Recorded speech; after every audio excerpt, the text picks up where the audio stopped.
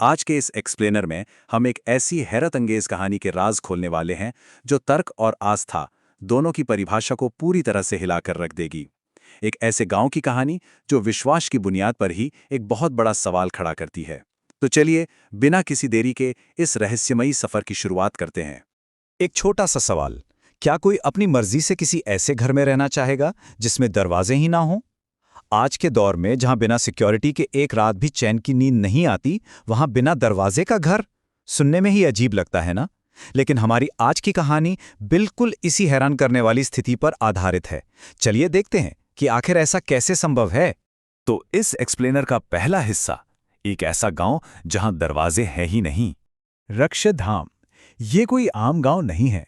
इस गांव के किसी भी घर में आपको एक सिंगल दरवाजा नहीं मिलेगा। यहाँ के लोगों का एक अटूट विश्वास है कि उनके कुल देवता द्वारपाल बाबा उनकी हर तरह की चोरी चकारी और परेशानी से रक्षा करते हैं। इनका मानना है कि घर में दरवाजा लगाने का सीधा सा मतलब है द्वारपाल बाबा की शक्ति पर शक करना, और इस गांव में इससे बड़ा पाप कोई और हो ही नहीं सकता। अब आते हैं इस कहानी के दूसरे पड़ाव पर, नास्तिक और आस्तिक का टकराव। इस कहानी में दो बिल्कुल अलग सोच वाले किरदार हैं। एक तरफ है चेतन, ये शहर से आया है और पूरी तरह से नास्तिक है। इसके पिता ने इसे आस्था और विश्वास का असली मतलब समझने के लिए इस गांव में भेजा है। और दूसरी तरफ है कबीर, ये गांव के सरपंच का बेटा है और परंपराओं को दिल से मानने वाला इंसान है। लेकिन अंदर ही अंदर ये अपने पिता से भयंकर नाराज है, क्योंकि वो इसे विदेश में पढ़ाई के लिए पैसे नहीं दे रहे हैं। एकदम क्लासिक टकराव है ना?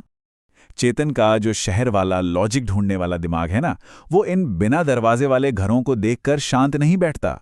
वो सीधे गांव के मंदिर में रखी उस सोने की मूर्ति की सुरक्षा पर सवाल उठाता है। उसका सवाल बिल्कुल सीधा था, मान लीजिए अगर कल को यहां से लाखों की चोरी हो गई तो क्या आपके बाबा आएंगे बचाने?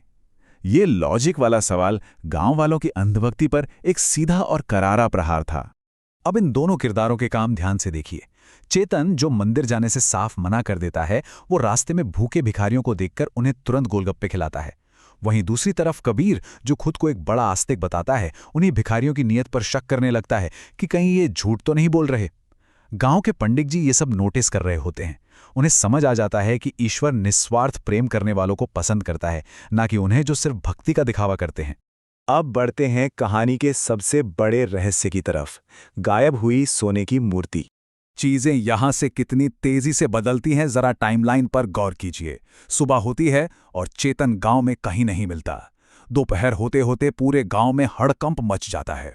पता चलता है कि मंदिर से द्वारपाल बाबा की सोने की मूर्ति गायब है। और शाम आते आते पूरी पंचायत का शक घूम फिरकर सीधे चेतन पर आ टिकता है। आखिर वो एक बाहरी इंसान था, नास्तिक था, और उसने ही तो सबसे पहले मूर्ति की सुरक्षा पर सवाल उठाए थे। चेतन दरअसल पास के एक गांव में अपने एक पुराने दोस्त से मिलने गया था, लेकिन वापस आते ही वो खुद को इस भयंकर मुसीबत में फंसा पाता है। सरपंच तो उसे सीधी चेतावनी दे देते हैं कि या तो सुबह तक अपनी चोरी कबूल कर लो, वरना सीधे पंचायत और पुलिस के हवाले कर दिए जाओगे। दांव पर बहुत कुछ लग चुका था। और अब शुरू होता है कहानी का अगला हिस्सा, आधी रात का रहस्य। रात का अंधेरा है, चेतन गहरी चिंता में सोया हुआ है। तभी अचानक एक बेहद रहस्यमयी आवाज गूंजने लगती है। आओ, दहलीज के रक्षक के पास आओ। ये आवाज इतनी साफ और इतनी जादुई थी कि चेतन चाहकर भी खुद को रोक नहीं पाता। इसके बाद जो होता है वो किसी सस्पेंस थ्रिलर फिल्म से बिल्कुल कम नहीं है। चेतन उस रहस्यमयी आवाज का पीछा करते हुए घर से बाहर निकलता है। सरपंच उसे देख लेते हैं, उन्हें लगता है कि चेतन भाग रहा है और वो उसे पकड़ लेते हैं। लेकिन जब सरपंच को भी वही अजीब आवाज सुनाई देती है तो दोनों उस आवाज के पीछे पीछे सीधे जंगल की तरफ निकल पड़ते हैं। और वहां उनका सामना एक ऐसे सच से होता है जिससे उनके होश उड़ जाते हैं। वे देखते हैं कि सरपंच का अपना बेटा कबीर एक गुफा से वो चोरी की हुई सोने की मूर्ति निकाल रहा है। बिल्कुल रंगे हाथों पकड़ा गया। यहां आकर खुलता है कबीर का असली सच। ये पूरा खेल आखिर रचा क्यों गया? दरअसल कबीर विदेश जाकर पढ़ना और काम करना चाहता था, लेकिन उसके पिता यानी सरपंच उसे एंट्रेंस एग्जाम की किताबों तक के पैसे नहीं दे रहे थे। उसी हताशा में कबीर ने मूर्ति चुरा ली। और सबसे चालाकी की बात तो ये देखिए, उसने जानबूझकर पूरा सीन ऐसा बनाया कि सारा शक चेतन पर ही जाए, क्योंकि उसे पता था कि एक नास्तिक पर कोई भी गांव वाला आसानी से शक कर लेगा। चलिए अब इस एक्सप्लेनर के आखिरी और सबसे अहम हिस्से पर आते हैं, आस्था का असली अर्थ।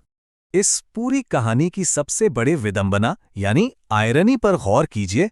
एक तरफ कबीर है, खुद को पक्का आस्तिक बताने वाला, लेकिन वो क्या करता है? चोरी करता है, एक निर्दोष को फंसाता है और आखिर में बुरी तरह फेल हो जाता है। दूसरी तरफ चेतन है, जिसे सब नास्तिक मानते हैं, लेकिन वो गरीबों को खाना खिलाता है, उसकी नीयत साफ है। और इसका नतीजा क्या होता है? खुद ईश्वरीय शक्ति उस नास्तिक को रास्ता दिखाती है और उसे झूठे इल्जाम से बचा लेती है। यह पंडित जी के शब्दों में बहुत गहराई छिपी है। वो समझाते हैं कि ईश्वर को किसी के भक्त होने के बाहरी दिखावे या कर्मकांड से कोई फर्क नहीं पड़ता। वो सिर्फ और सिर्फ इंसान की सच्ची नीयत और उसके अंदर के निस्वार्थ प्रेम को पहचानते हैं। ये सच चेतन को अंदर तक हिलाकर रख देता है। उसे एहसास होता है कि जिस शक्ति को वो अब तक लगातार नकारता आ रहा था, उसी ने बिना किसी स्वार्थ के उसकी मदद की है। जिंदगी में पहली बार वो सच्ची कृतज्ञता के साथ नतमस्तक हो जाता है। तो रक्षधाम के इस किस्से ने तर्क और विश्वास दोनों की नींव को झकझोर दिया है। इस कहानी को जानने के बाद ये सवाल जरूर उठना चाहिए, क्या ईश्वर से सच्चे जुड़ाव के लिए किसी अंधी आस्था और दिखावे की जरूरत है, या फिर इंसानियत से भरा एक साफ दिल ही अपने आप में सबसे बड़ी पूजा है? इस कहानी के आखिरी पन्ने और इस साफ नीयत वाले सवाल पर जरा ठहरकर जरूर विचार कीजिएगा। Thanks for watching my videos. Please like and subscribe.